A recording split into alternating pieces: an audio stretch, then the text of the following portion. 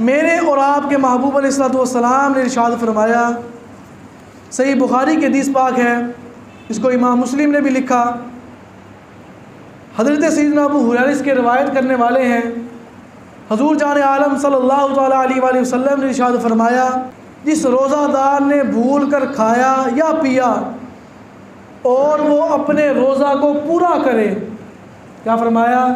جس نے روزہ کی حالت کے اندر جان بوجھ کر نہیں بلکہ بھول کر کھایا، اس پر کفارہ لازم نہیں ہے، اب اس کو چاہیے یہ کہ وہ روزہ پورا کرے۔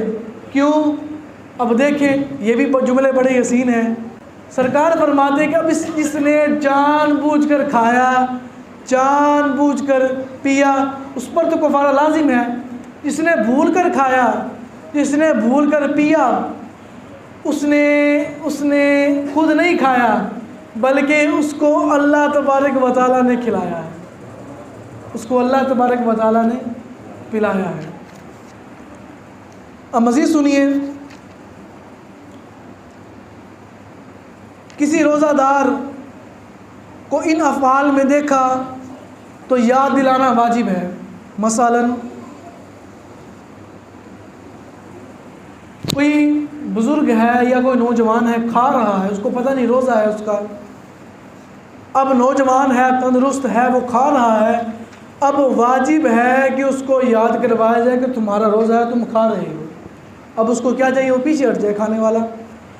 اب کوئی بزرگ ہے، وہ کھا رہا ہے، اب یہاں پر دو باتیں پیدا ہوں گی۔ وہ دو باتیں کون سی ہیں؟ دو باتیں یہ، پہلی بات کیا ہے؟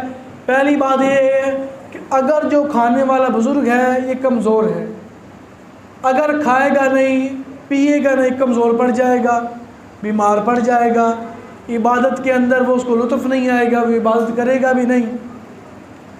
فرمایا کمزور کھا رہا ہے، اب تمہیں چاہیے کہ اس کو منع نہ کر، اس کو کھانے دو۔ اب اس کو مسئلے کی سمجھ آ رہی ہے؟ کوئی نہیں۔ کیا فرمایا؟ کمزور ہے، لاچار ہے، بے بس ہے، کھا رہا ہے، اس کو منع نہ کرو، انہوں کھاون دیو۔